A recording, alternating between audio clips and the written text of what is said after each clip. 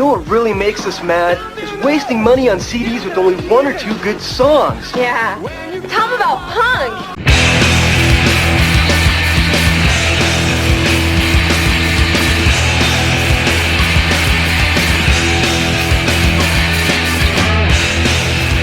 What's up, posers, and welcome to Punk Lotto Pod. I'm your co-host, Justin Hensley.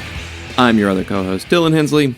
And this is the show where we choose one year at random and select one punk, hardcore, emo, or punk-adjacent album from that year to discuss. And I would say today's episode is probably more in the punk-adjacent category, but we will get into it. If you head to patreon.com/punklautopod, it's where you get access to all of our weekly bonus audio. Not sure what's up there right now for the dollar patrons, because we're recording this before I've decided. And I'm leaning towards just self-recording the top EPs of 2025 audio on my phone and releasing it, since I will be trapped in another hotel room this weekend thanks to yet another winter storm. So, yeah, be on the lookout there. Kind of a mess. I don't even know what's going to happen there this week, so... If you join at the $5 tier, though, you get an access to a once-a-month exclusive piece of audio where we discuss an EP, and you also get to vote in said poll that determines what we talk about. And last week, we released our extra play on Boy Sets Fires in Chrysalis from 1998. And we have our poll up for next month's audio as well, so... plenty of stuff there. Producers also get their names said on the show every single week, so shout out to our producers. Steve Long, host of the podcast Rebel Nerd Radio. Dave Brown, writer of the newsletter Oklahoma Lefty. Jason W., writer of the newsletter Songs About Chocolate and Girls. And Zach in Oregon. So plenty there for the patrons. We have a $10 tier episode coming up very soon as well. And actually next week, we're going to be doing our My Bloody Valentine's Day episode, so... It is Saint Valentine's. It is, but we don't call them Saint Valentine's Day Massacre. We call it the My Bloody Valentine's Day. So that's what we call it. Yeah, so that's where we do our shoegaze albums, so... A lot of things going on here. I've also been cooking up ideas in my head for future concepts, and I really don't want to speak them into existence, because then I feel like I need to actually do it, instead of just being a pipe dream. So, I won't say it out loud, but I already don't have enough time as it is, and I'm like, how much more can I come up with for myself to do? But you get your dollar's worth, though, on that Patreon, I promise. So, this week's episode, we are talking about the year 2002, and you were designed that year for us to discuss. And what's going on in 2002? A lot. Interestingly, I feel like this time period, this year in particular, it was easy to kind of categorize things. Like, it was pretty easy. Some years it's like, I feel like this is kind of this and this is kind of that, but there's a lot of overlap. But like this year, it's very tentpole kind of stuff. Like, very firmly putting things in specific buckets. So 2002, culturally, one of the biggest things, most important things, was the post-punk revival stuff. And the garage rock revival that is kind of adjacent to it. And the number one album, I think Rate Your Music has this as the number one punk album of the year. And it certainly is like the most exemplary of the post-punk revival records of all time. The most influential in that lane is Interpol's Turn on the Bright Lights.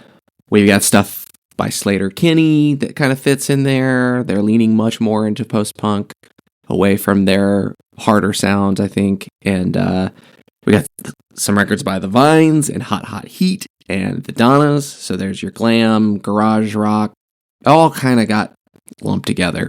This is a weird time period, because like the Hives had radio hits during this period. The White Stripes are about to have like a big moment in the mainstream. Why was the early 2000s so into that garagey stuff? Like Jet was like a big band. Like, what was up with that? Was it just a regression? Just a trend, and it just caught on. I think aesthetically it lined up with a continuation of the 90s retro styles. I think the glam rock, garage rocky kind of stuff in particular coincides very much with That 70s Show. Totally forgot about that. And I think just the 70s in general 70s nostalgia was pretty big for quite a few years in the late 90s, early 2000s. The Strokes might have been the one that kind of like kick-started it too for mainstream audiences. That was a couple years earlier. Well, maybe like a year or two before. I think it's like a year before, probably. Yeah. Strokes got huge, and then it was like, retro's in. And it kind of just became the thing. Mall emo and screamo. Huge year for that. Massive. It's not the biggest stuff, but there's records from it. Pretty much all the big names. I mean, the biggest ones being My Chemical Romance. They put out I Brought You My Bullets, You Brought Me Your Love. Still a little early for them. They're not like the household name yet, but they're going to be very, very soon. Same with Taking Back Sunday. They did Tell All Your Friends.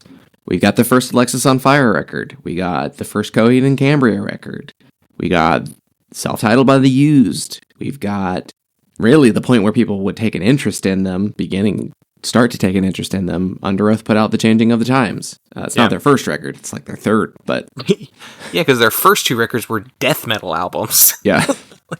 Weird. They're weird. I've heard them, and they're like, they just did like straight up death metal. They were a Florida band, so I guess they were tapping into their Florida death metal roots. But this is a pretty big time period for the brown pants metal world. Intellimetal.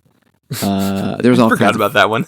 Fun nicknames. Post metal, and it's a lot of things. There's a lot of post metal. There's a lot of sludge. There's a lot of influences and things going on. But in terms of the stuff that showed up when I looked, I'm sure there's tons more. But like Boris put out Heavy Rocks.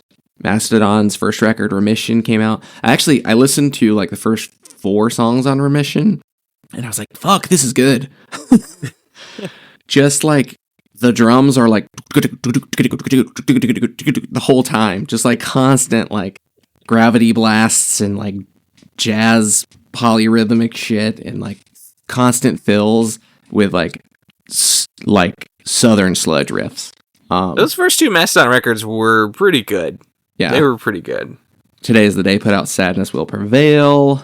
This is Oxbow put out a record that Oxbow would be a little more on your Jesus Lizard noise rock in terms of what they sound like, but the scene that they were playing to was definitely your stoner sludge post metal. They were on crowd. Hydra Head, right? Were they a Hydra Head band? I think so. And this is that time period. It's Hydra Head, it's Southern Lord, it's Ipecac, it's Neurot. Yeah, a lot of different.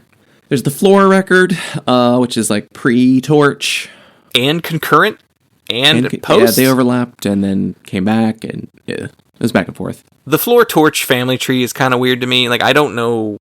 I assume it's shared members. Like, that's the thing. It's like the main guy from Torch was in Floor.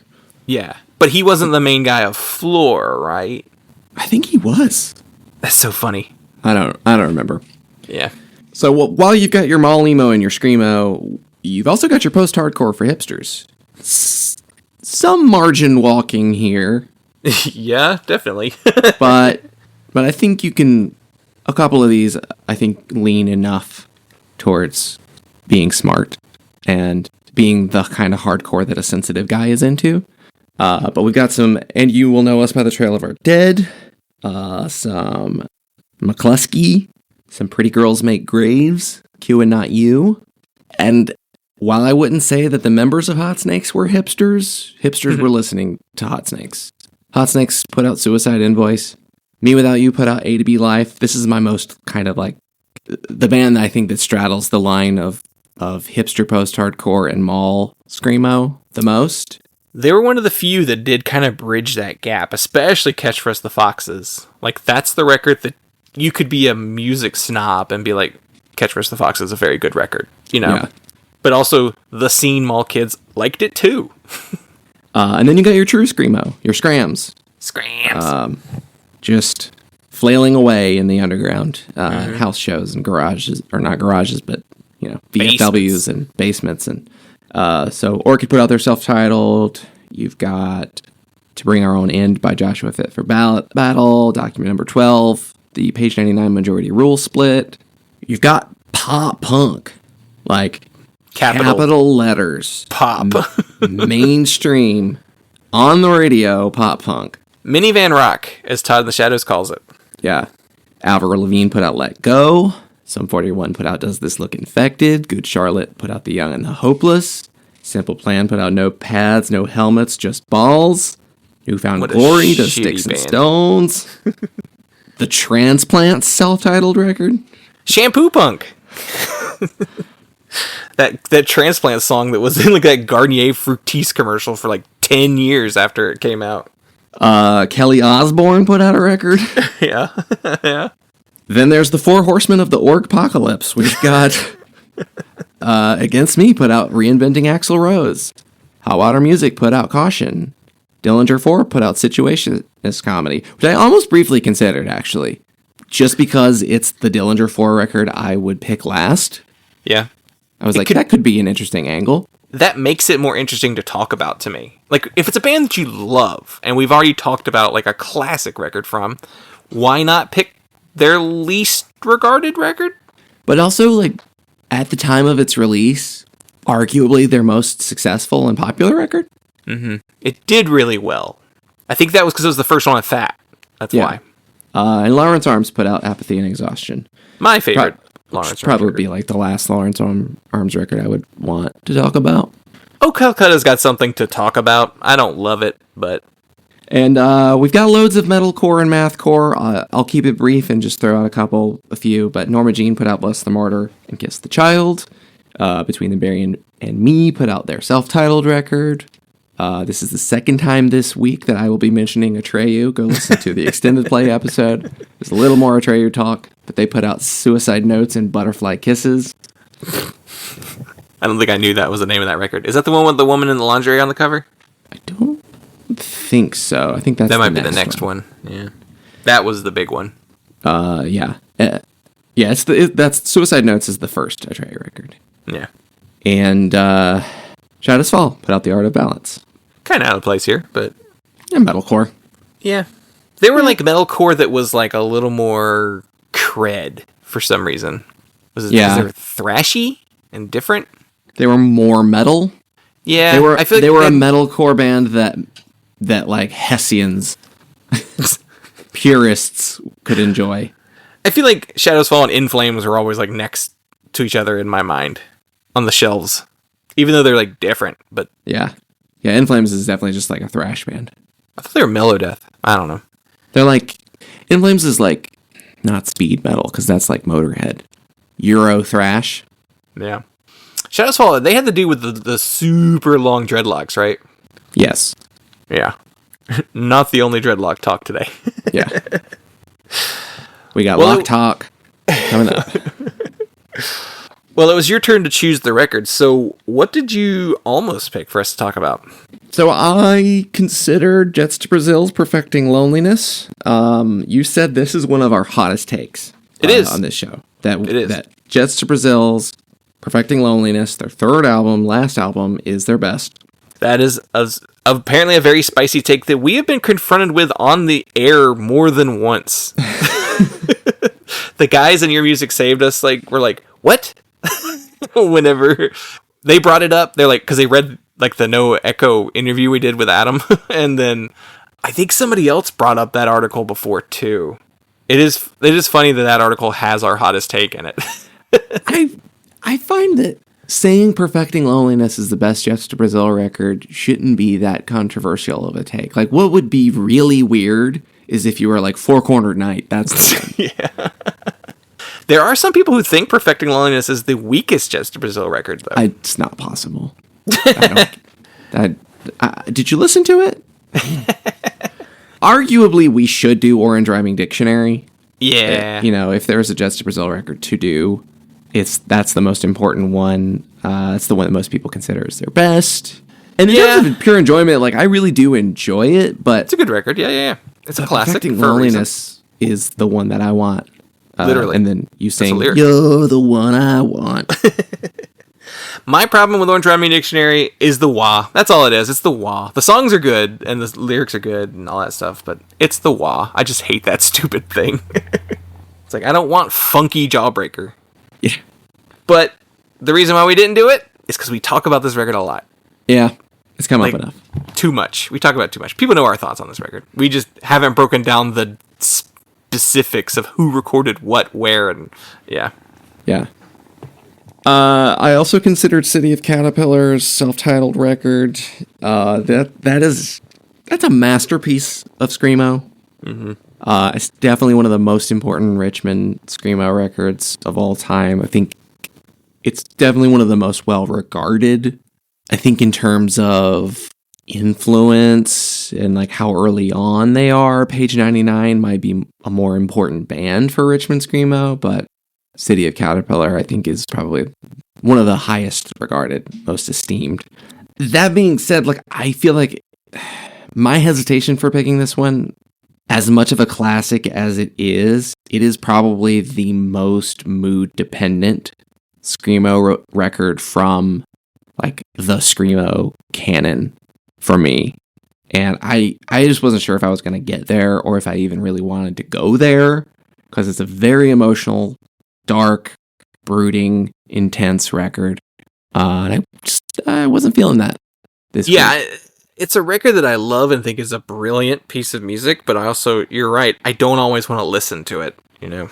It doesn't give me the immediate satisfaction of like a Majority Rule or a Page 99 or even like the Hot Cross record that we did. Or, I don't know, I feel like there's something else that I would probably pick over this one. But at some point, certainly it wouldn't be bad to dive in on a City of Caterpillar record. And lastly, I considered Killswitch Engage as alive or just breathing. Because honestly, I really struggled with my nominations this week. I was leaning towards more familiar records, and I think partially it's just this time period, but I wanted to have 4 considerations to talk about, and I wanted to find something that was on a less beaten path for us on the show. So I considered this one, especially because I thought like early Bush era metalcore is something we haven't really hit on nearly enough on this show. It's been very skirted around. It comes up when we do those years. Yeah. But we don't really dive in on them. I do feel like it is a neglected, and metalcore in general I think is neglected in our main feed a lot. I mean, I do have the Metalcore Chronicles, but, you know, that's been on hiatus since I started the 21st Century Breakdown series, which I need to be wrapping up as well. You know, like I said at the top, giving myself too many projects to do at the same time. Really smart move on my part, but I have a system if I can ever get it started that I've not started. But yeah, I mean, it also take me probably like 5 years before I could get to this era on that show too, so. Yeah. But in considering this record, it got me thinking that maybe we should consider making a rule for ourselves that, I don't know how often we do this. If we want to do this for like a month or a couple of months, or maybe we alternate from time to time. But I thought it might be fun for us to nominate and consider only records for this show to talk about that we've never heard before. Or if like maybe we've only like heard it once, like 15 years ago or something like that. I think that there could be a little bit of a statute of limitations. Yeah, to where it's like this is going to be a fresh listen for me. Yeah, I mean that's kind of what happens whenever we have guests on. They tend to pick records we're not already familiar with. So that's but we just don't have guests super often. Yeah, which was also part of my idea I've been tossing around, is I want to get guests involved in this show somehow a little bit more. Our schedules are like, we have a really tight window of when we can record, just you and I together, so it's a lot harder to get guests on, because a lot of time guests have day jobs and can't do daytime recordings like we typically do. So it's tough to get people in here, and because then you got to take off work or trade nights and stuff like that, and we don't have to do all that. But that was one of my ideas, is trying to figure out a way to incorporate guests in the show more. So maybe even if it was just like a separate idea. See, I told myself I didn't want to speak it into existence, so I'm going to shut up now before I actually do it. But we'll workshop it off air before we say officially. But I do agree with you. I do kind of try this somewhat. I don't nominate only stuff I'm unfamiliar with, but I have made it point to pick some stuff that I'm not familiar with. Like the Meat Puppets is a good example, the one we did last week, where it was like, I don't know this record, and I nominated like that DRI record too. I didn't know that one either, so like I do try and do it some occasionally. So I just got to keep it in my head. But then also sometimes you got to do something fan favorite, too. Yeah. I think I want to try it sometime in the future. Maybe it won't be like an official rule, but maybe the next time that I get to pick. We already picked the next episode, but yeah, we already know what we're doing. we'll have a reason for why we're doing that one. Which also, we'll discuss that later. But like the next time in a few weeks, whenever I pick again, I think I'm gonna just test it out and say I'm not gonna nominate anything that I've ever listened to before. That might be a challenge. Yeah, that could be fun. Yeah, I want to take a risk. Find your new favorite. More than likely, I won't. But we could try. And we could tell ourselves that. All right. Well, so I gave you the year 2002, and you selected for us to discuss Silence by Blindside.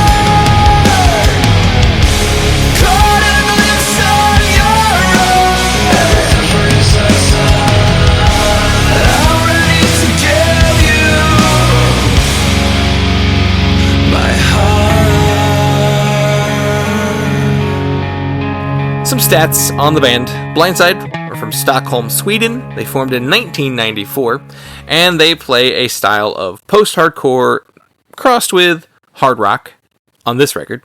This was released August 20th, 2002 on Elektra Records, and this is the band's third studio album.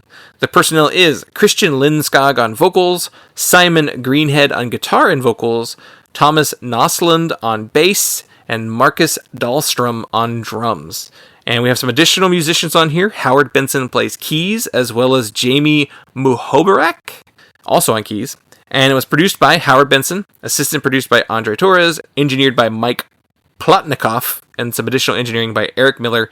And I threw this in here. I don't normally throw in who mixes it, but it was mixed by Chris Lord Algie. Algie? I always said it that way. But yeah. And it shows. Thick mixing. They put his name on the back of the CD case. That shows you how much. Yeah. A Chris Lord Algie mix. You want people to know. Yeah. It's like a Jamie King mix. You always want a Jamie King mastering credit on there somewhere. Yeah. There's certain names of like masters, like, even today, like Will Killingsworth masters more records than he does anything else. And yeah. Jack Shirley mastered. Yeah. Brad Boatwright, Audio Siege. Yeah.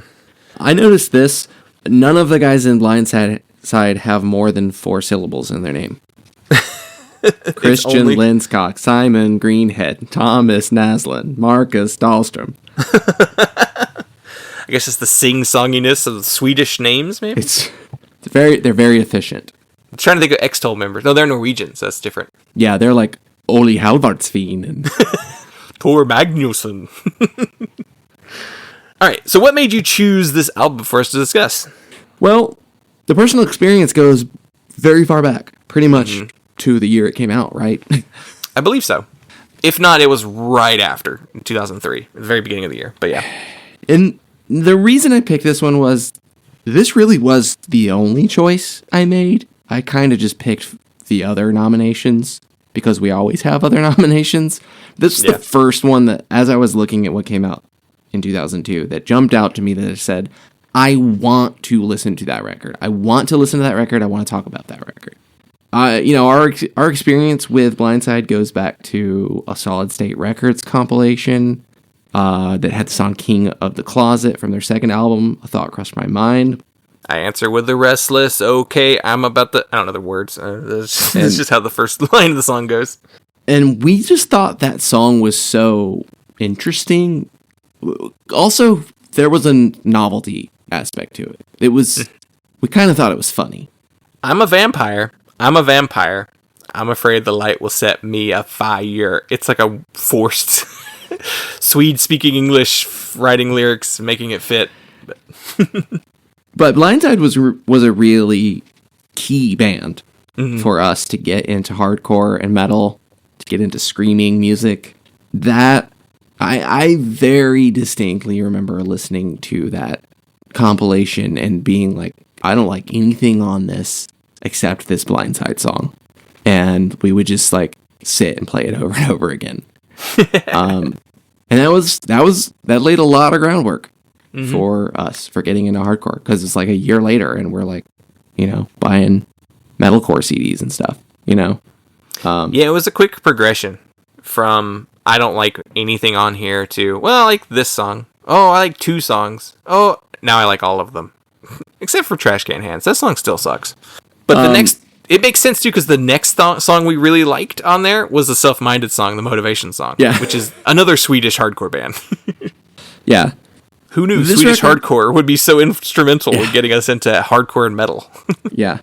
This record's much more on the alt-rock end, but I guess in revisiting this record, it makes me a little sympathetic to the Turnstiles, to your Supreme Lux Box core bands these days, and the kids getting into that music. I'm like, okay, yeah, gateway music into punk is okay.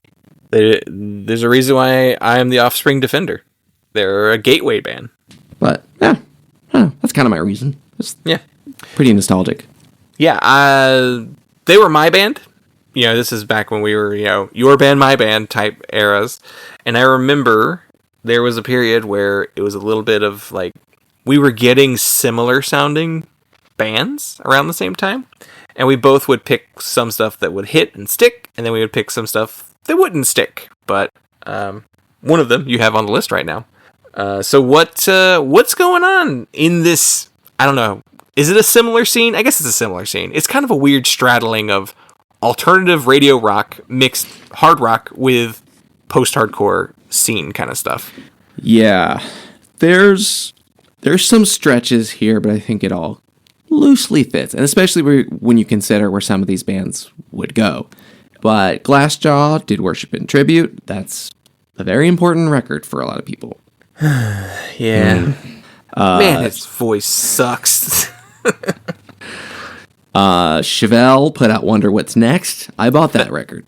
That is the one I was thinking of. I think you bought Chevelle, I bought Blindside the same year, and I thought, it's kind of interesting that we were both picking bands doing similar things. Also, Christian, quote, Christian, quote. Chevelle were liars, and they were never actually a Christian band. They just lied to get on a record deal. They've admitted that. They're like, we were never a Christian band. They got on Squint Records, which was... I should know this right off the top of my head because it's the label run by the dude who put out a ton of like Christian rock records, and Your Music Saved us covered a lot, but Steve Taylor's record label. I think he's semi-responsible for the Newsboys. I could be wrong about that though too, as far as like mainstream or in the US attention they got. But also Christian post-hardcore with alt-rock leanings and mainstream appeal. Thrice, The Illusion of Safety. They are the reverse Chevelle. They kind of hid that they were Christians until Vishu, I guess is when it starts to really come out. Yeah. Sparta put out Wiretap Scars, which is somebody coming from an influential 90s post-hardcore band, a style that would be very much what you would say Blindside came from, doing a rock record. Sparta put out Wiretap Scars. 36 Crazy Fists put out Bitterness the Star. Alaskan band. So there's your frigid new metal. One of the few Alaskan bands that people have actually heard of. And then here's your this is just Christian music for the Christian market. Corner. Very, very much the world that Blindside comes from. Very associated to all of these bands, and we definitely had all of these CDs, actually. So let me rattle these off real quick. Every single one of them. Demon Hunter self-titled. Yes. Dead Poetics 4-Wall Blackmail. When I saw that, I was like, that was the same year? That feels weird. I got it a couple years after it came out, but yeah, it's still weird. Because we didn't get into Dead Poetic until New Medicines came out. Yeah. Which is right before. Well, is it the next year? That was 04. Oh, okay, yeah. I think. Pillars Fireproof. Fuck. Yes. Terrible band, but I loved it. Cutlass is self-titled. Oof. Also very bad. Pillars Christian Nu Metal.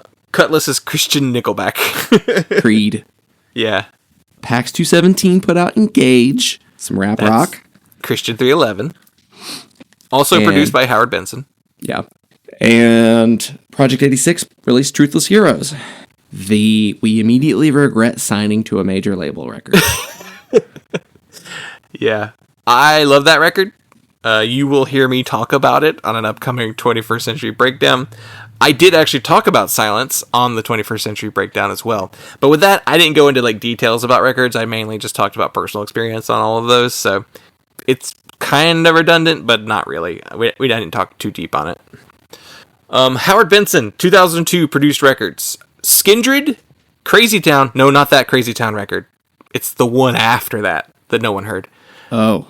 A band called The Buzzhorn, which was a Wisconsin hard rock band. And the POD song on that Santana record, Shaman Arista, which was not the one with Supernatural. It's when he tried to recreate that record a couple years later, doing the exact same thing, and failed miserably. Yeah. Was not the hit of Supernatural. Howard Benson, what a career. We'll go into that some more, because weird career, man. And then I was like, I could look up Elektra Records, but it's so hard to look up mainstream record labels on sites like Discogs and like Rate Your Music, because for some fucking reason they put every reissue on all their catalog pages, and it's just like, it's hundreds of reissues and like 30 actual new records, and it's too hard to figure out. So I didn't even bother digging. Major albums that came from Elektra Records in 2002, at least according to Google, is Missy Elliott's Under Construction. Yeah. Dream Theater's 6 Degrees of Inner Turbulence. I guess that's major, sure. Tracy Chapman's Let It Rain. Fish put out a record called Round Room. Yeah. Simply Red compilation Greatest Hits. There's a lot of greatest hits that year. Yeah. I think Nothing like this. There's a Down record. Yeah. As an also ran section, it really doesn't make any sense to really include like Missy Elliott albums on here, so I didn't dig too deep on that.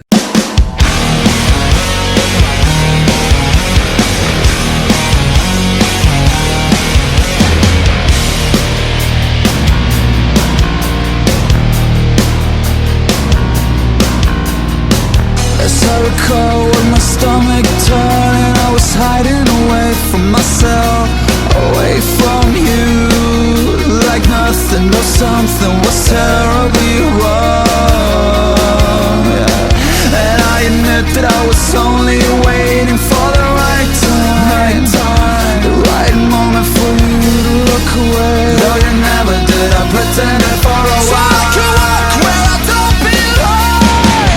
I remember every word you said. Come back in time, come back. And I remember us still painted. Pitiful, so pitiful. Well, let's do the story. So, Blindside formed right out of high school by 4 friends in Stockholm in 1994. They initially went by the name Underfree, and they were a band for 2 years before changing their name to Blindside and releasing their self-titled EP in 1996. They then signed to Dayglow Records and released their debut self-titled album in 1997. That record is very much a like garagey, Refused kind of thing. They said at the time, they were like, it really was a demo, but we put it out. And I remember being a teenager reading like interview or liner notes or something where they were talking about never never put out your demo was what they were basically saying, because they were like, it's not very good, don't put it out. So they think of that as their demo. And I didn't know what they meant at the time, and then I read that interview this week, and I was like, oh, okay. They thought the first record was a demo. But this gets the attention of the United States record label Tooth and Nail Records, and Dayglow and Tooth and Nail enter into a working kind of relationship where Solid State and Tooth and Nail just start putting out a bunch of Swedish records. Victory did a very similar thing around Refused in the 90s, and so they had stuff by like The Donuts and Akinaba. I can't remember how to say their name, but like there were a bunch of Swedish bands on that label too. Abinanda? Yes, Abinanda. Yeah. But then like Dayglow had bands like Soapbox and Royal and Self-Minded, so those bands all wound up on Tooth and Nail. Blindside followed that up with a much heavier record, A Thought Crushed My Mind, in 1999, which is essentially just a hardcore record. And both of these albums, like I said, were on Tooth and Nail. And they had become friends with the band POD during this time period. Christian Lindskog provided guest vocals on their 2001 smash hit album, released on 9/11, Satellite. POD also took Blindside out on tour with them that year. They wind up being the Swedish ping pong team in the Boom music video. And POD was a big supporter of this band and eventually got them signed to Elektra Records' new POD imprint label, 3 Points Records. I could find no other example of another record that came out under 3 Points Records anywhere. POD had their own vanity sub-label that they did one record for and never another record. Because if you Google the label, you cannot find anything except Blindside Silence. It's crazy that POD could pull that. They were so big that they could have an imprint label. They got that big, that fast. They forced Blindside to be a thing in the US, too. They also got Project 86 signed to Atlantic, which was POD's label. Elektra and Atlantic are sister labels. They were both owned by Warner, so it was easy to get them kind of like that. But yeah, and Andrew couldn't help it, and I'm sure that everybody else in the band, that's the seed of resentment. Andrew couldn't handle being on a major label. Yeah, and to be 11 years old, the summer that the POD smash single comes out. Mm-hmm. Because that was the summer. The single came out in the summer. Mm-hmm. Summer 2001. Before the record. It would have been alive. We were at the beach, and we were at the beach the week that the video was premiering. Yeah. And they this is back when they used to hype up video premieres. And I remember we were hyped for it. We were like waiting for it. We're like, here it comes, because I already had Fundamental Elements of Southtown, their previous album. August 20th was the TV debut. We went to the beach that late that year? We used to always go in August. Because I guess we were homeschooled, it didn't... The rates go down then. So we started going... Yeah. Yeah, I mean, what a time to be alive. That was like... Because that's the age... Like, that and a few years earlier were the ages where we were like really becoming music people. And really listening to lots and lots of music. Because I always had the radio on as a kid. Like, I always listened to the radio. Our parents always had music playing. But yeah, we became music obsessed people at around this age. So they go into the studio with Howard Benson at Bay 7 Studios in Valley Village, California. And they did record a little bit at Sparky Dark Studios, which was Howard's personal home studio. I don't think most of the record was recorded there. I think it was just some pieces. But prior to this record, Howard Benson's production credits begin with the 1986 album Revenge by TSOL, the very first album we ever covered on this show. Wow, that was his first record. Huh. Yeah, no credits even before that. No, like, engineering credits. No, it's weird. It's like, that's the first thing on his Discogs. And then he went on to produce more albums by Motorhead, Body Count, Sepultura, and Less Than Jake. Kind of an odd choice there. Yeah, there's oddities all over his discography. Oh, I know. I was digging. It's such a weird career. But in 1999, he worked on the record that would open the floodgates to what Howard Benson would go on to be most known for, and that was Fundamental Elements of Southtown by POD. This set him down the path of working with Christian nu metal and alt metal bands very frequently. The piano player I mentioned earlier, Jamie Muhabarak, I'm probably killing that name, but he is a session keyboardist who has worked with literally the largest stars in music history. Bob Dylan, Seal, Paula Abdul, Bob Seger, Ringo Starr, the B-52s, Billy Idol, Rolling Stones, Celine Dion, and so many more. Just on everybody's record. Silence was a huge shift in their sound. They went from being a Swedish hardcore band in the vein of Refused to a hard rock, super melodic post-hardcore band with some radio hit. The album cover features like some kind of like structure looking thing, maybe in the snow, could be water, not entirely sure. And then a photo of the band overlaid, like transparent kind of overlay on above. And then it has the hexagonal logo, which is like their name is made up of just little tiny little hexagons. That kind of becomes their like logo for a few years. I think there's like a ton of merch with it. It's probably the most notable thing. They had, I got to see them live, and they had that as like their name is just like this light. It was on the stage. It was like a light box thing with that logo. And the art direction was done by the band, as well as David Greenhill and Lili Picou, and then was designed by something called the Alphabetical Order and Johan Purges. This is the major label thing. You get like 20 people doing a job that on an indie one person does. So it's kind of funny to see like, oh, we have 6 engineers and 7 art directors. And, yeah. This album cover and art direction in general, like it's so bad, but so nostalgic to me. Yeah. Like I get so much satisfaction out of seeing this kind of stuff. It's like Big Beat and like PlayStation 1 video games. It's this like postmodern futurism kind of thing. I do think the light bright Blindside logo it's pretty good. Yeah, it's a good one. And then I liked it because they did the reissues a couple years later of the first 2 records, and they used the new logo as like slipcase covers, and they kind of like artied them up, made them like kind of swirly, but it was still the same essential like logo. I think the DVD had that too. I don't think I have that DVD anymore, and it wasn't very good. It was like an hour long. I was like, oh, is it? Okay. But it did talk about, it came out after the second record, or the next record, so. For the singles, Pitiful, Sleepwalking, and Caught a Glimpse were all released as singles. Pitiful reached number 18 on the Billboard mainstream rock tracks, and number 36 on the modern rock tracks. None of the others charted. And they toured to support this album with the band Hoobastank in 2003. There's also a Papa Roach tour around this time period. And then they appeared on Late Night with Conan O'Brien in 2003, performing the song Pitiful, as well as in the skateboarding film Grind, also performing the song Pitiful. Elektra placed this band in lots of places. They're in a lot of video game soundtracks too. They tried very hard to make Blindside a thing, and they almost got them to be a thing. Words all secure, screaming like an alarm. Are you trying to wake me up? Now what's it you trying to polish in my arm? I don't believe you're trying to wake me up. Now could it be maybe you saw me sleep? Could it be maybe you awakening? Could it be maybe you saw me sleep?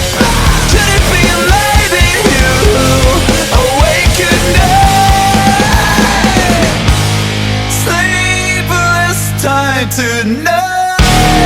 Sleepwalking the night. Sleepless time tonight. Sleepwalking outside.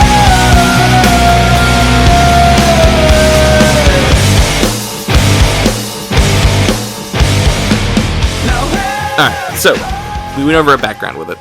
Yeah. What did you think of it, going back to it? It's good. It's a good record. I think it's a good record.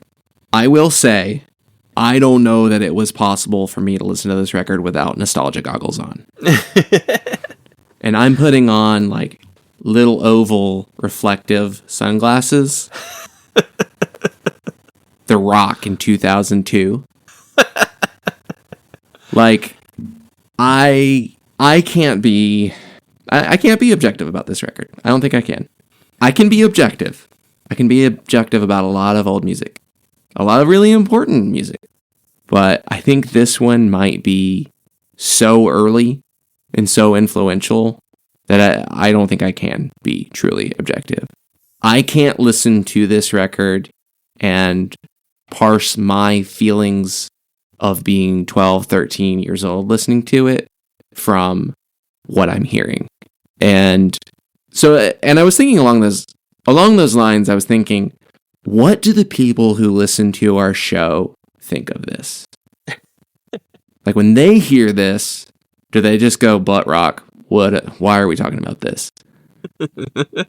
Or is there something there that if you are into like, if you're into Refused, if you're into maybe some more melodic post-hardcore stuff, does this work? I don't know. I can't answer that question. I don't know. Yeah. I'm curious, does a person who did not grow up with this music, did not come from Christian punk, Christian rock, can they find something to appreciate in this record? I think younger people could. Maybe not necessarily our peers. It is the kind of record that is nostalgic for very specific people. It's the I was a teenager when it came out crowd. Because of when it came out and the label that came out on and their association with POD, you get a little mixture, I think, of the Christian kids and the mainstream. I think the mainstream view of this record from, it is some people who are nostalgic for it. They're like, I always liked that song Pitiful. And that's kind of like, I think, where it kind of ends for a lot of them. Some of them might have been like, I had that album, I liked it. And that's kind of where it stands. The people in the like Christian music scene, the people who are like listening to music like that, think this record is incredible and is like a high watermark for the time period and the era. But that's the thing, that all of us who grew up with this stuff love it. Still, we might be able were to point out the flaws, but but we were so desperate to have quality music. Mm-hmm. So there's always been that, chip on your shoulder kind of like defense for everything. It's like, no, but this was actually great. And it's, you're trying to convince your friend that 90 Pound Wuss was actually a really adventurous band. And they're like, well, I don't know, I had at the drive-in already, like. I mean, we do kind of get a little taste of it whenever we look at stuff that Jason writes up for songs about chocolate and girls, where he does like Goaty Hook records, and I'm like, haha, Sumo surprise, that's the best one. And he's like, I like Banana Man the best. I was like, we all hated Banana Man at the time. What?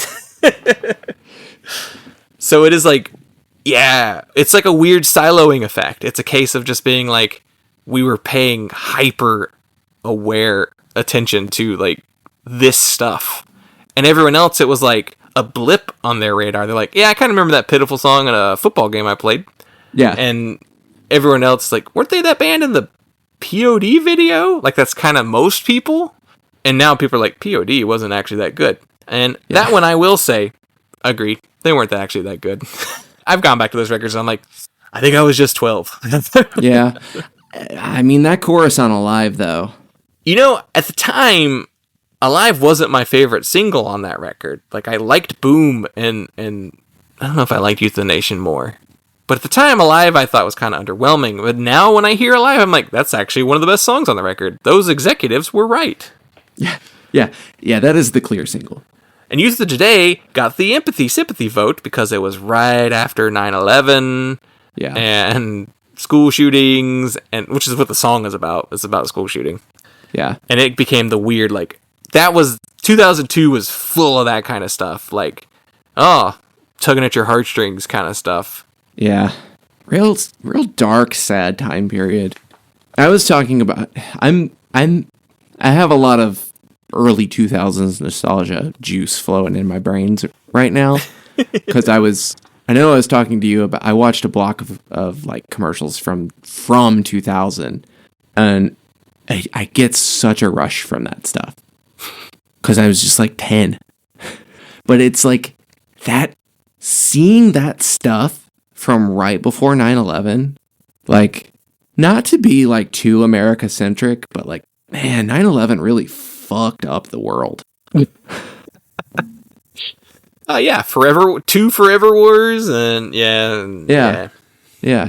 Just, just like fully stripping back your rights in the U.S. and creating the surveillance state and creating the secret police force and But what I was thinking especially too about was like watching like late 90s or early 2000s commercials where they're just like advertising the internet for like computer processors. I just think that's so funny that there were commercials, high budget commercials for Pentium processors. Not any particular laptop or computer, just Pentium processors. It was like, it's Pentium 2. It's like the computing power compared to what we have now. It's like, that thing would have crawled, overheated constantly to try to do the processing that we do now. But like, it was just the future. And it was so bright and enthusiastic. And like, here comes George Bush. Do those commercials have the everybody's Poochie effect that Matt McCarthy talks about from that era?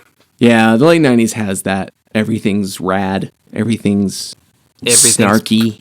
Everything's Poochie. Yeah. For those who don't know what that means, Poochie the dog from The Simpsons. The itchy and scratchy hip character that they added that was like a flop within the context of the show. Totally extreme. Yeah. Yeah. Call 1-800-CALLATT. COLLATT. Yeah. Or no, it's call collect. It was call ATT. CALL. No, right. COLLECT. Yeah. It's all straight up the middle too. No, it's call ATT. CALLATT. That's all up the middle. We combined 1-800 collect with call ATT. Nobody remembers the 10-10-3-2-1 era. The 10-10 numbers. There are two big ones. They all had a different spokesperson. Mm-hmm. David Arquette was the ATT one, right? He was the call ATT guy. Because we were peak David Arquette at that time period, too. He was WCW World Heavyweight Champion. He was in the Scream movies. Yeah. So I do actually agree with you in the sense that I don't think I can be objective about this record. And I try. One thing that did kind of stand out to me doing a close listen this week, there is a formula to the songs on this record, though. Oh, yeah. It's like half the songs of this record start with big, huge, loud opening riff, calm down, softer singing, softer, less distorted guitars, and then we're ramping back up with a pre-chorus, because this is the era of a pre-chorus and a chorus. Oh, yeah. Where that was just, every band did that. It's just how we wrote songs in that time period. It's kind of weird. Songs were too long, also, I feel like, during this era. It's like, why are we doing pre-choruses and choruses and bridges? It's like, that's a lot. Every song is a 5.5 minute block. Mm-hmm. An experience. Yeah, once you hear the formula of the record, you're like, oh, okay, they just did the same thing like several times on the album, hoping that the formula would make for some hits. And that is, it actually kind of works in this favor of this record. There's enough songs on here that are just like, that's outstanding. Yeah. This, it's like a 40 plus minute record. It might be almost 50. I think it's like 47 minutes maybe. It's long, but also kind of the era, because this is still the hidden track era too. Like, that's still a thing. We're just like, we got to use up all our CD space. It's not as bad as the early 90s where like bands were writing 18 track albums and they were like 50 minutes long. It's like, MX, PX, you don't need this many songs. That's where I should go. Tweet up. Yep, anytime. MXPX or My Career come up, you gotta throw out a tweet up. I look at this and I'm like, there are a lot of songs on this record. I mean, it's 12. It's not too bad, I guess, but no, it's not. It's 13 songs, so I'd say it's a little long. Yeah, I would say it's a little long. I think there's stuff that could be cut. Yeah. I mean, it's... Let's talk about the things that work well. Christian Lindskog is a really good singer. Yeah.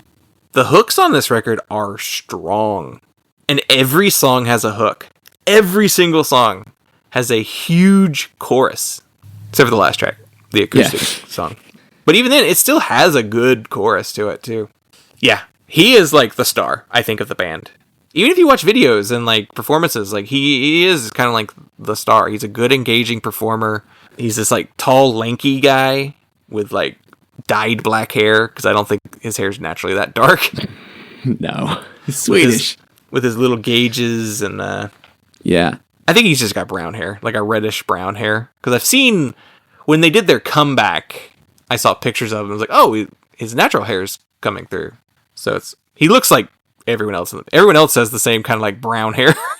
So I think they all just had brown hair. But he's got his gauges and his like tight, high sleeve t-shirts. You know, they're really like, they look like baby tees almost, like the male equivalent of the baby tees. Like bright yellow shirts. He would wear flannel a lot too. That's his Swede side. Let's talk some dreadlocks. Woo. Oh yeah. Which one is it who has the dreadlocks? Is it Marcus or is it Thomas? I think it's Marcus. It's probably not Thomas. It's Tomas. But it's either Simon or Tomas. Because Marcus was the drummer. It might be Simon. But yeah, Swedish guy with dreadlocks, which is, you know, dreadlocks were the style at the time. Sonny from POD having dreadlocks. Brian Welch. Yeah, Korn, just in general, they all had them. Randy from Lamb of God. Did he? I think he had dreadlocks. Yeah. Randy Blythe had dreadlocks. The guy from... Yeah, there was a lot of dreadlocks. Mm-hmm. I think it's before the topic of cultural appropriation was like really a mainstream thing. It's like, should white people have dreadlocks? No. I think we decided on no. They still try. Mm-hmm. Yeah. Max Cavalera had dreads. Yeah. Yeah. So, yeah, I think the choruses really work. I think Christian is like the star of the record. I do think the guitar works pretty good. It's got a nice beefy sound to it. I like a couple, I wouldn't say there's like any like outstanding like leads or anything like that, but there's some good, interesting like riffs and interesting riffs. The Pitiful riff is great. It's not a bend, it's like a slide up the neck, right? Yeah, it's like a slide. It's not so much a bend, but it's got a nice little feel to it. Caught a Glimpse is the opener. It's got a little kind of like a Mediterranean kind of feel to that. The guitar playing is pretty simple. Yeah. It's all drop D, just kind of generic hard rock riffing. Like it's satisfying. I think it's good writing. I think it's tuneful and memorable. It's not complicated at all. Yeah. I read an interview where like the interviewer was trying to ask questions about them being like, oh, so you guys are like really good guitar players. And they're like, oh, you don't have any classical training, do you? And he's like, no, we don't. We don't have any musical training. And I'm like, I don't think they're that good at guitar. They're good guitar players, but they're not like, come on. Yeah. No, they're not classically trained. It's very obvious when you listen to this record. Yeah. They're not even like, I learned how to shred by watching VHS tapes of, yeah, you know, metal guitarists teaching. They're not shredders. They're not shredders. Yeah. Another interview I did read with them, they were talking about how they would go back and watch footage of their like first two records, and they were like, we were so bad live. He was like, we didn't know how to play our instruments at all. And we were just like, what are you doing? They evolved quickly. They got better very quickly. It probably helps to have somebody like a Howard Benson in the studio to work with, though, to teach you some tricks that might work a little better for you. Yeah. Somebody to say, no. This has got to be like 40% dumber.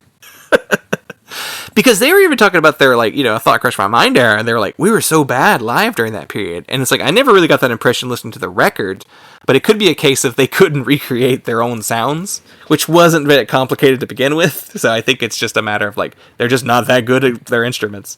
So yeah, I think Benson's the one who kind of was like, let's come up with something that's better, but you can also recreate live, because that's hard. That's the hard part for you guys. Which is funny, because the one time I did see them live, I saw them my first semester in college. It would have been 2005, and they were opening up for Trapped. This was following their album The Great Depression, which was like 2 albums after this one. And the opening band had to cancel. They were on tour with Blindside and Trap, but they had to cancel because of like probably a van issue or something. So Blindside had more time, and they played like 2 songs that they weren't in part of their normal set, and you could tell. I was like, oh, you haven't been playing these songs. And it was very obvious that they were not ones that they knew. They knew very well. And that's 2 more albums later. So I genuinely think they're like, oh, we can do the ones we practice really hard on. Those are the ones we can do. We can't just pull out anything from our catalog, though.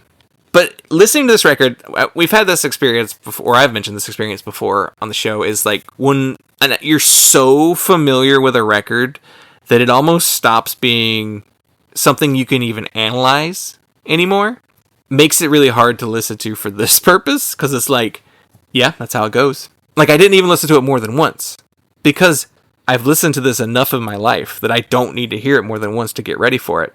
And I just listened to it a few months ago to do the audio on it then. Yeah. I mean, to be honest, like, there really is not very much to break down, though, on this record, in terms of, like, because it is pretty formulaic. Like, you're right. It is a formula of this is how you write a big melodic rock song for this time period. And there's little things, there's little kind of like rhythmic ideas or like maybe some melodic ideas where they pull from somewhere else. But like those things are always just little accents. The core of the song, it's always going to be, how do we get to a monster chorus? Mm-hmm. And they have some monster choruses on this record. Pitiful, incredible. Yeah. Sleepwalking, great. Yeah. That's another really great song. Yeah. Cute Boring Love. Oh yeah, that's fun. Kind of underrated, maybe even. Like when you compare it to the songs that used to stand out to me. Time will change your heart. Yeah. The doorstep of love.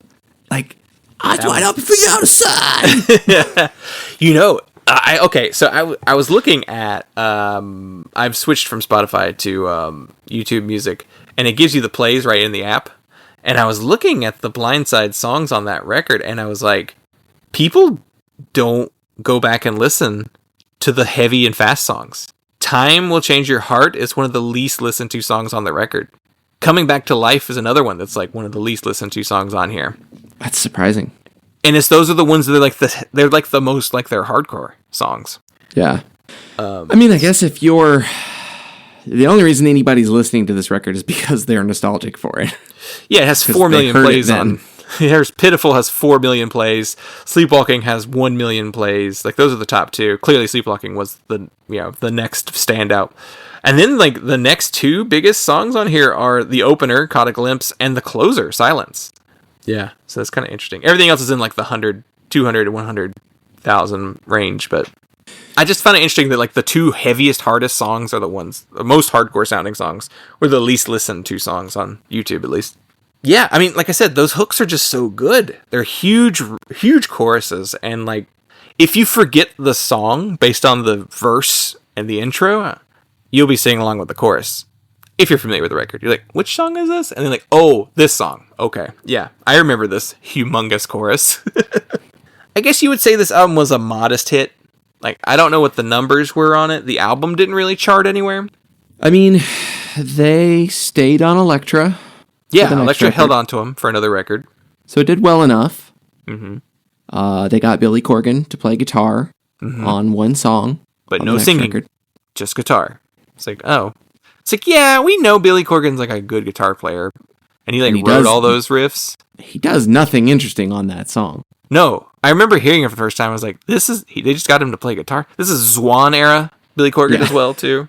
It's like, if you would have sang a little something, I feel like it would have been more impactful than just like I played guitar on this song. Like, they couldn't get him to just say like, damn cold night.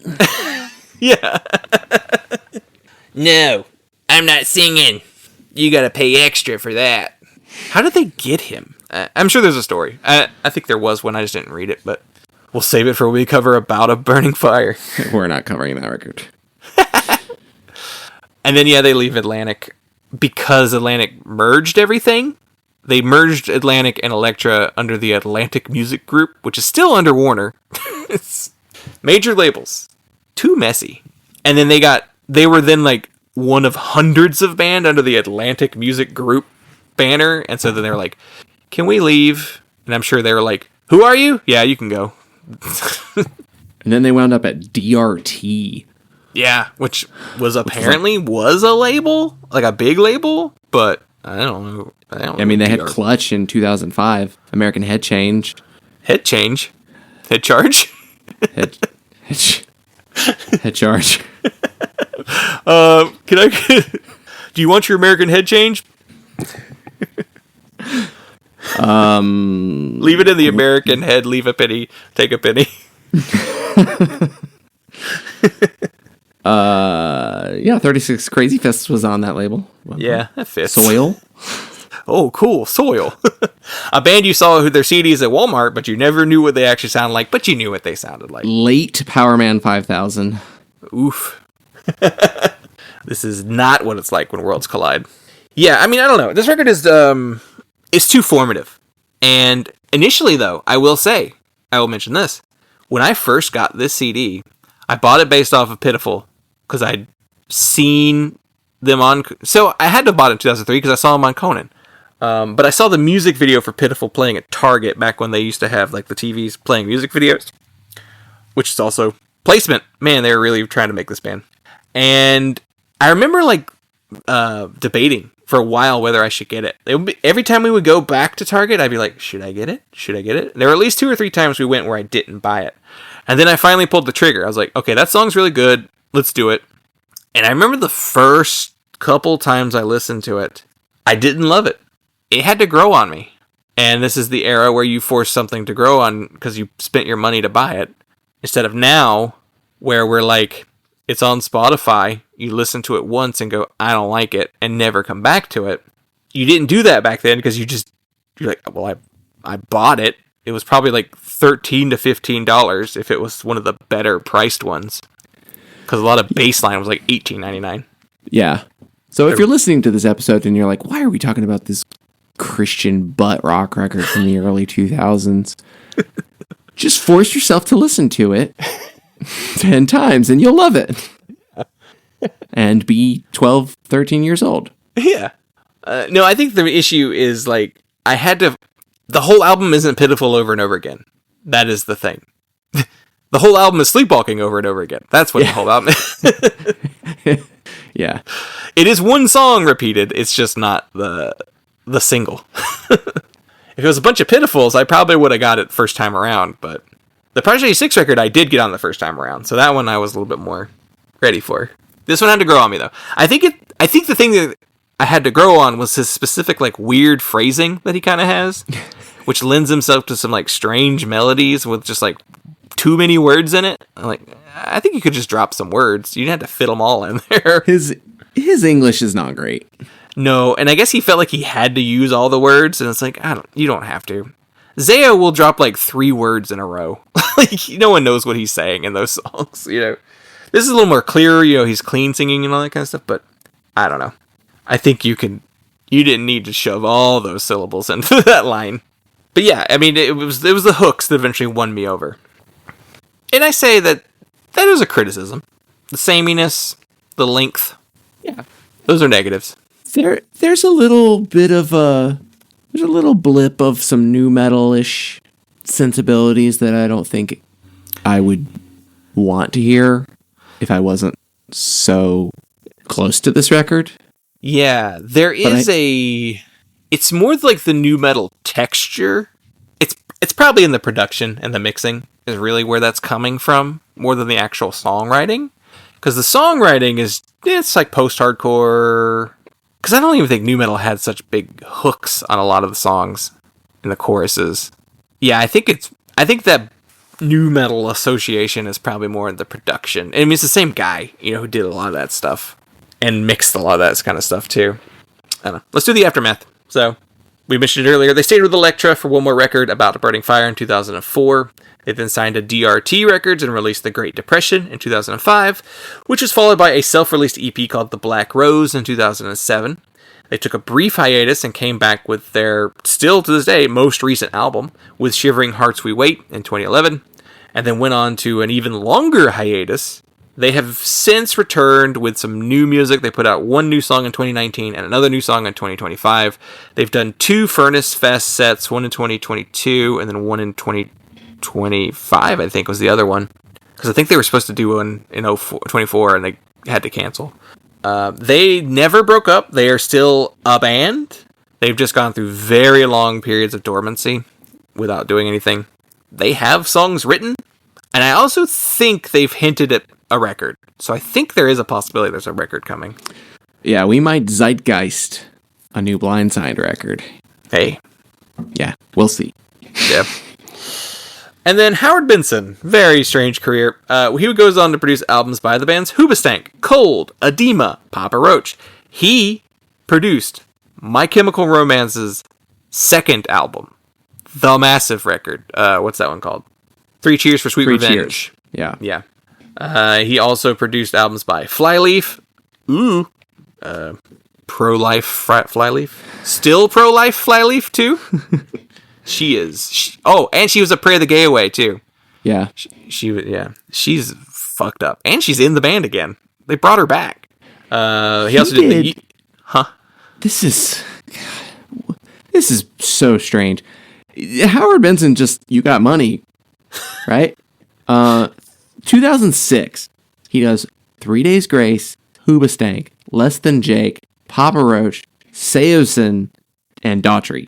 Yeah, yeah. In 2007, he does Reliant K. Mm-hmm. And Seether.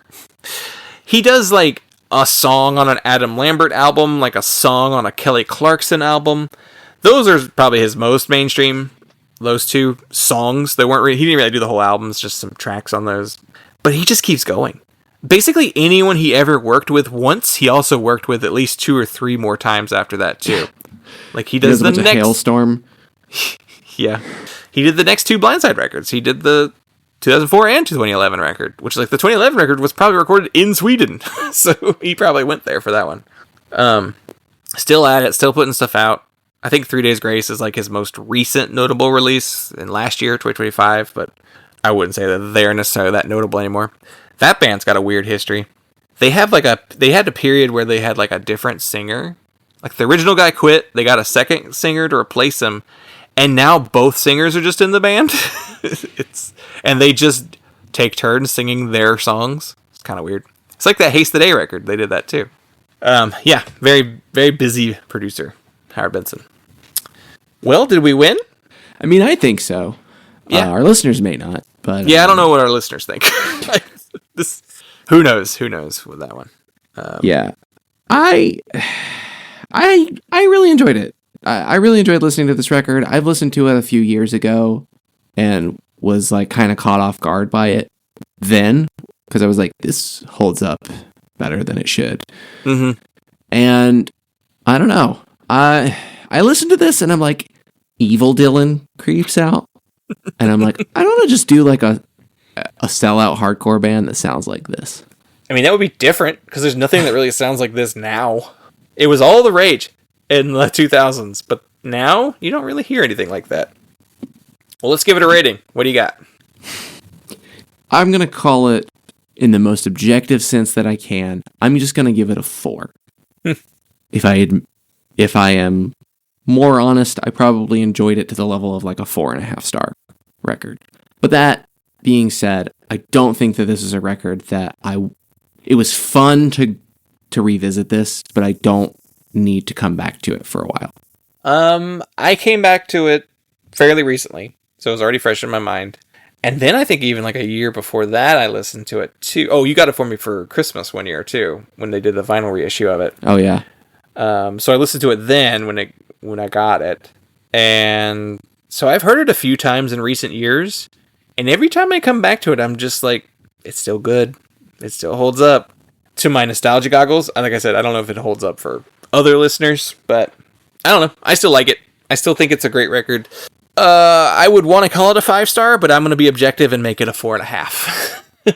That's as objective as I can be. I can't go any lower with it. All right. Well, I think that will do it for us. So you can follow us everywhere online at Punk Lotto Pod. punkloudapod@gmail.com, and our voicemail line 202-688-PUNK. And Dylan, where can we follow you? You can follow me at Husker Dylan or Major Awards Band, one place or the other. If you play bass or drums in the Los Angeles area and would like to join Major Awards Band, please let me know. I'm just going to beg for band members on the podcast every week. And save me from Craigslist. All right, well, that'll do it. We'll see you next week. We should be back with our 2-in-1 on our bonus audio, and we will be doing our My Bloody Valentine's Day episode where we talk about a shoegaze record. So be on the lookout for that, and we will talk to you next time.